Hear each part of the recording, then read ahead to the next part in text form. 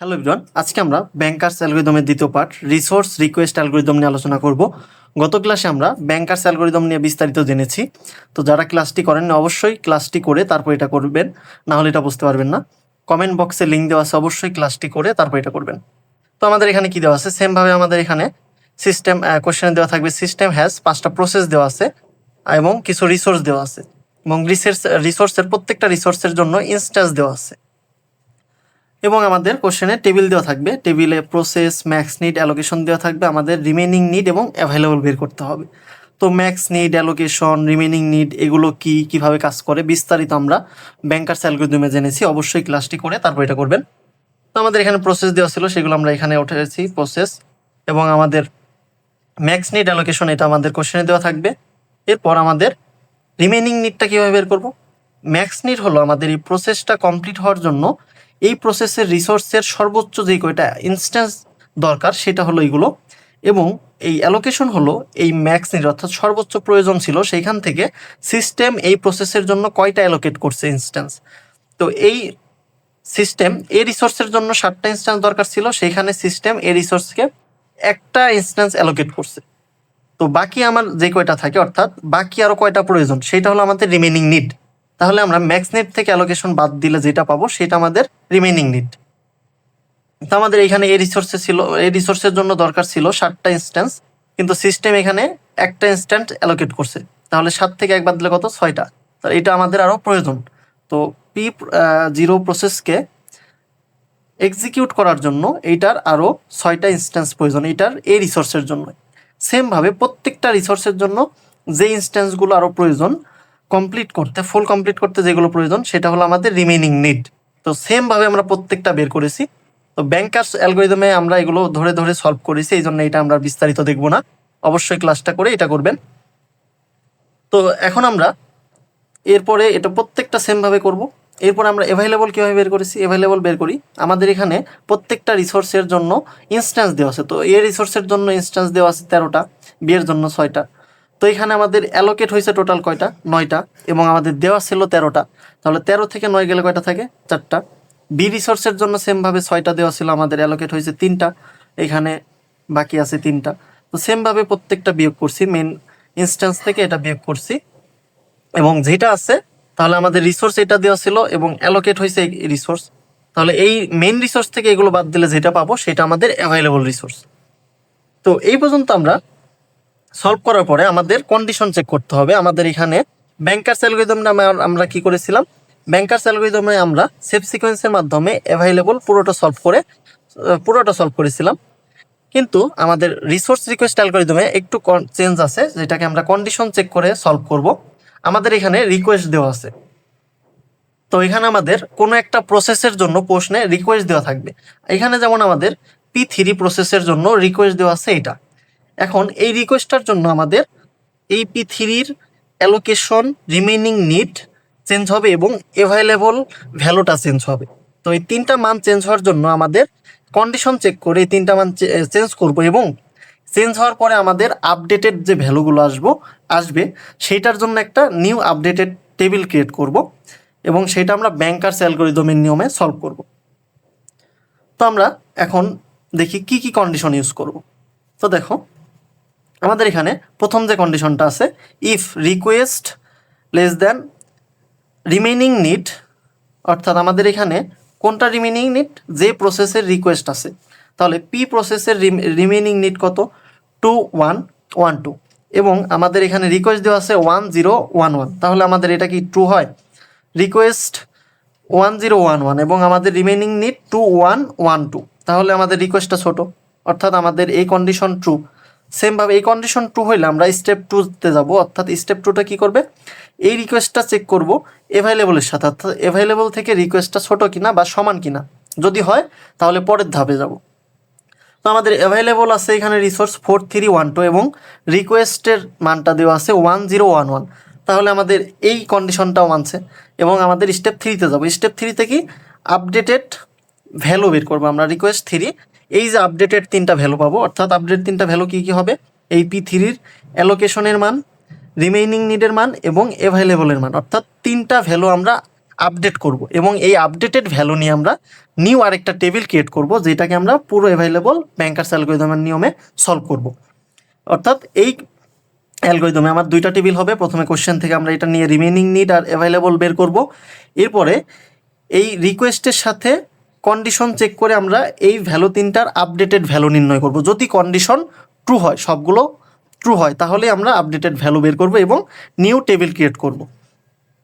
তো এখন আমরা দেখব কিভাবে ভ্যালুগুলো দিয়ে আপডেটেড ভ্যালু বের করব এবং কন্ডিশন চেক করব।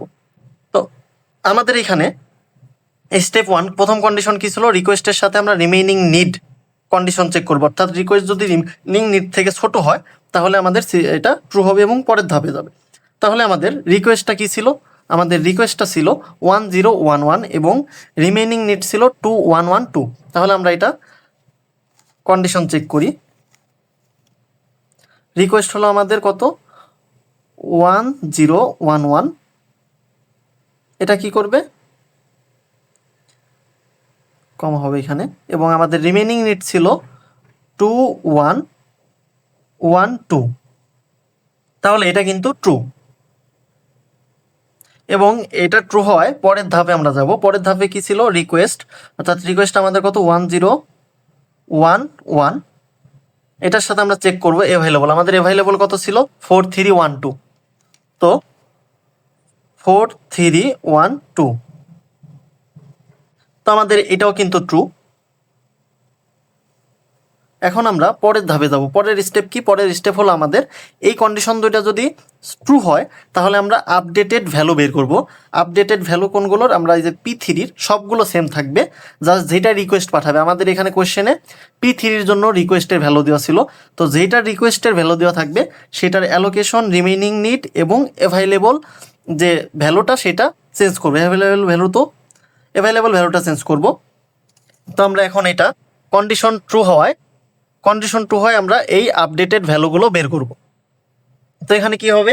আমাদের অ্যাভাইলেবল, প্রথমে কি কি আপডেটেড ভ্যালু বের করব? অ্যাভাইলেবল বের করব, রিমেইনিং নিড বের করব এবং অ্যালোকেশন।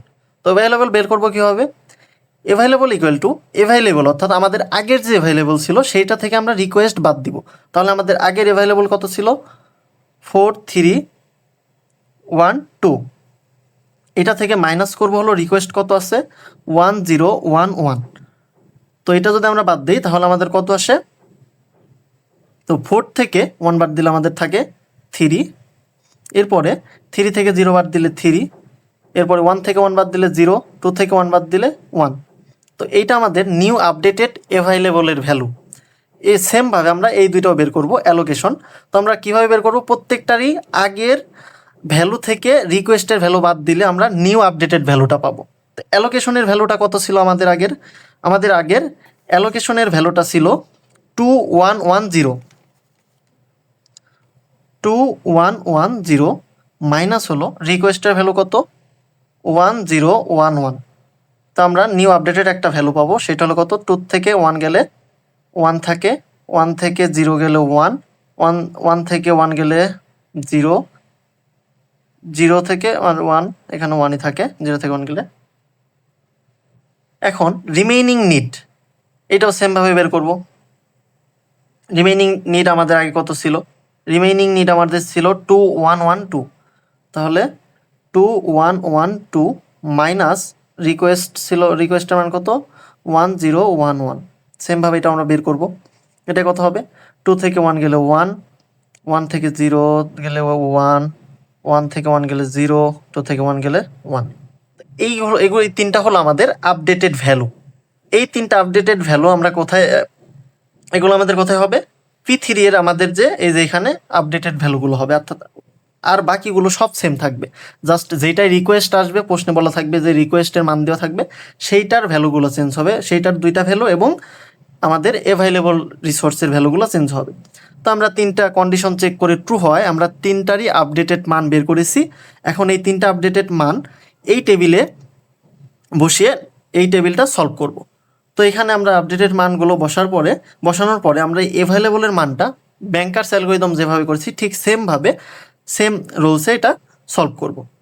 এই জন্যই বলেছিলাম অবশ্যই ব্যাংকার্স অ্যালগরিদম করে তারপরে এটা করতে হবে। তো আমরা এই আপডেটেড ভ্যালু নিয়ে এখন এই টেবিলটা ক্রিয়েট করব। তো টেবিলে এখন বসাবো প্রথমে আমাদের কি অ্যালোকেশন, সরি আমাদের অ্যালোকেশন এখানে প্লাস হবে, এখানে প্লাস হলে কি হবে 2 1 3 3 এবং 1 আর 0 1 1 1 2 এবং 0 এবং 1 এ 1, সরি আমাদের এটা এখানে প্লাস হবে, বাকিগুলো ঠিক আছে। এখন আর প্রত্যেকটা কমা হবে। এখন আমরা এই আপডেটেড ভ্যালুগুলো নিয়ে এই টেবিলটা আপডেট করে এটার অ্যাভাইলেবল বের করব।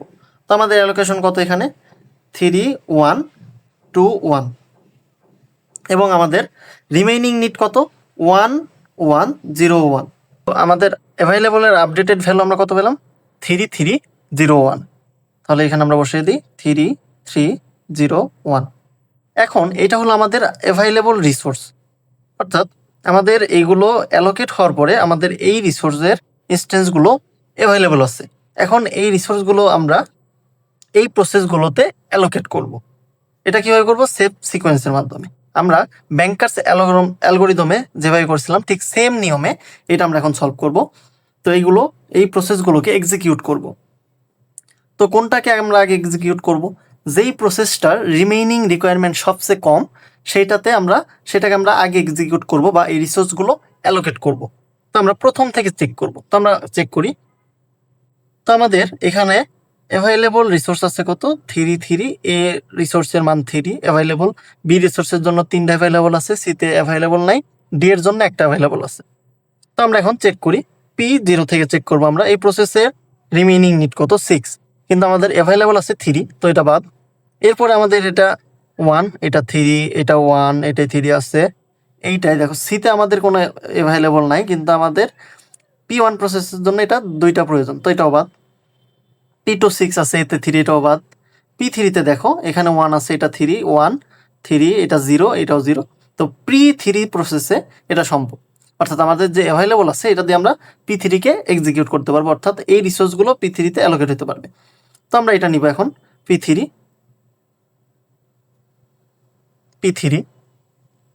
এখন P3-কে আমরা এক্সিকিউট করলাম। এখন P3 কি করবে, এক্সিকিউট হওয়ার পরে P3 যে রিসোর্সগুলো হোল্ড করেছিল সেইগুলো রিলিজ করে দিবে। তো আমরা কি করব এখন এই আমাদের যে অ্যাভাইলেবল রিসোর্স আছে এই রিসোর্সটা এবং P3 এর যে অ্যালোকেট হয়েছিল সেইগুলোর সাথে যোগ করব। এর ফলে যে আপডেটেড ভ্যালুটা আসবে সেটা আমাদের আপডেটেড অ্যাভাইলেবল রিসোর্স।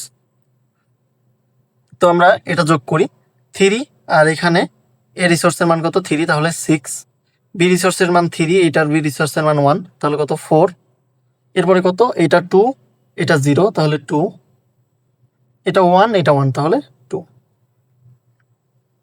তো আমরা আপডেটেড রিসোর্স অ্যাভাইলেবল রিসোর্স পেলাম। এখন এটার জন্য আবার চেক করব। তো আমাদের এটা চেক করে এটা 5 আছে, এটা 6, এটা 1, এটা 3 3, এটা হবে না, আবার প্রথম থেকে চেক করব। P0-তে আমরা চেক করি। তো দেখো এখানে ডি রিসোর্সের জন্য 3টা প্রয়োজন, কিন্তু আমাদের 2টা আছে, এটা বাদ। P1 এর ক্ষেত্রে কি আছে, P1 এর ক্ষেত্রে 1 1 2 1, অর্থাৎ 1 1 2 1, P1-কে আমাদের অ্যালোকেট করা সম্ভব। আমাদের যে অ্যাভেলেবল রিসোর্স আছে এটা দিয়ে P1-কে অ্যালোকেট করা সম্ভব, অর্থাৎ এখন বর্তমানে P1 এর রিমেইনিং রিকোয়ারমেন্ট সবচেয়ে কম। তো এখন আমরা P1-কে এক্সিকিউট করব। তো আমরা P1 নিয়ে এখানে, তো P1-কে এক্সিকিউট করলে কি হবে, P1-কে এক্সিকিউট করলে P1 যে রিসোর্সগুলো হোল্ড করেছিল সেগুলো রিলিজ করে দিবে। তো আমরা এখন এটার সাথে P1 এর অ্যালোকেশনের রিসোর্সগুলোকে যোগ করবো, ইনস্ট্যান্সগুলো। তো 6 আর এখানে আছে 2, তাহলে কত 8, এখানে 4 আছে, এখানে আছে 2, তাহলে কত 6, এখানে 2, এখানে 3 5, এখানে 2, এখানে 1 3। এইটা আমাদের আপডেটেড অ্যাভাইলেবল রিসোর্স। এখন এটার জন্য আমরা আবার চেক করব। তো আমাদের কত, এটার জন্য আমরা P1 পর্যন্ত নিছিলাম, এরপর এগুলো আমরা চেক করবো এটা হয় কিনা, না হলে আবার প্রথম থেকে চেক করব। P2-তে দেখো কি আছে 6 0 3 1, তাহলে 6 0 3 1। তো P2 আমাদের যে আপডেটেড রিসোর্স আছে, অ্যাভাইলেবল রিসোর্স আছে, সেটা দিয়ে P2-কে কিন্তু অ্যালোকেট করা যায়, অর্থাৎ P2 এক্সিকিউট হবে। তো আমরা এখন P2-কে এক্সিকিউট করব। তো P2-কে এক্সিকিউট করলে P2 কি করে, ও যে রিসোর্সগুলো হোল্ড করেছিল সেগুলো রিলিজ করে দিবে। তো আমাদের এখানে কি হবে, তাহলে আপডেটেড অ্যাভাইলেবল রিসোর্স কি হবে, এই P2 এর অ্যালোকেট হওয়ার ইনস্ট্যান্সগুলোর সাথে এগুলো আমরা যোগ করব। তাহলে 8 আর এখানে আছে 3, তাহলে কত? 11। এখানে 6 আছে, এখানে 0, তাহলে 6। এখানে আছে 5, এখানে 1, 6। এখানে আছে 3, এখানে 2, তাহলে 5। এটা আমাদের আপডেট অ্যাভাইলেবল রিসোর্স। এখন এটার জন্য আমরা আবার চেক করব। তো আমরা P2 নিয়েছি, এরপর আমাদের 3 তে এক্সিকিউট হয়ে আছে অলরেডি, এরপর আমাদের 4 বাকি আছে।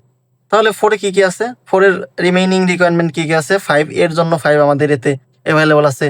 11 1 3 3, অর্থাৎ এটাও এক্সিকিউট করা সম্ভব। এখন আমাদের যে অ্যাভেলেবল রিসোর্স আছে এখন, আর এটার যে রিমেইনিং নিড, এটা অ্যালোকেট করা সম্ভব। এখন আমরা এটাকে এক্সিকিউট করব, অর্থাৎ P4। এখন তাহলে P4 কে এক্সিকিউট করলে কি হবে? P4 যে রিসোর্সগুলো হোল্ড করেছিল সেগুলো রিলিজ করে দেবে। এখন আমরা P4 এর অ্যালোকেশন হওয়া ইনস্ট্যান্সগুলোর সাথে এই অ্যাভাইলেবল রিসোর্সের সাথে যোগ করব। তাহলে এখানে কত আছে? 11, এখানে 1 12, এখানে আছে 6, এখানে 0 6, এখানে 6 2 8, এখানে 5 আছে, এখানে 1, অর্থাৎ 6। এখন আমাদের একটা প্রসেসই বাকি আছে P0, এবং এই প্রসেসটা এইটার সাথে এই প্রসেসের যে রিকোয়ারমেন্ট আর আমাদের অ্যাভাইলেবল রিসোর্স, এটা দিয়ে এটাকে এক্সিকিউট করা যায় কিনা আমরা চেক করব। তো এখানে আছে কি 6, এখানে আমাদের অ্যাভেলেবল আছে 12টা, এখানে 5 আছে, এখানে 6, এখানে 1 8, অর্থাৎ এটা এই আমাদের যে অ্যাভেলেবল রিসোর্স আছে আর P0 প্রসেসের যে রিকোয়ারমেন্ট, সেটা দিয়ে আমরা এটাকে এক্সিকিউট করতে পারবো। তো আমরা এটাকে এক্সিকিউট করলে কি হবে? P0 তার যে রিসোর্সগুলো হোল্ড করেছিল সেগুলো রিলিজ করে দিবে। এখন আমরা কি করব? এইটার সাথে এটা যোগ করে দিব। তাহলে এখানে আছে 1, এখানে 12 13, এখানে 0, এখানে 6, তাহলে 6 8 আর 2 10 10, এখানে 1, এখানে 6, তাহলে কত? 7। তো দেখো, আমাদের যে আপডেটে অ্যাভাইলেবল রিসোর্স ছিল সেটাতে আমাদের প্রত্যেকটা প্রসেস এক্সিকিউট হওয়া শেষ। এরপরে আমাদের অ্যাভাইলেবল প্রসেস এখনো আছে, আরও যদি কোনো প্রসেস রিকোয়েস্ট পাঠায় আমরা এটা দিয়ে এক্সিকিউট করতে পারবো। তো আমাদের কন্ডিশন প্রত্যেকটা চেক করার পরে আমাদের এগুলো প্রসেসগুলো এক্সিকিউট হয়েছে। কোনো প্রসেস যদি কোনো সময় কন্ডিশন না মানে বা কন্ডিশন একটাও না মানে, তখন এটা কি হবে? তখন সেফ সিকোয়েন্স, এখানে P0 দেওয়া হয়নি, P0 সেফ সিকোয়েন্স কাজ করবে না, অর্থাৎ সিস্টেমটা তখন কি হবে? সিস্টেম তখন ডেডলক হবে। আর এটা কিন্তু সেফ সিকোয়েন্স অনুযায়ী প্রত্যেকটা এক্সিকিউট হয়ে গেছে। তো আমাদের প্রশ্নে কি ছিল? প্রশ্নে ছিল যে P3 বি গ্রান্টেড, অর্থাৎ এই রিকোয়েস্টটা গ্রান্টেড হবে কিনা। তাহলে আমাদের সফলভাবে প্রত্যেকটা প্রসেস এক্সিকিউট হয়েছে, অর্থাৎ আমরা লিখে দেব so P3 can be granted.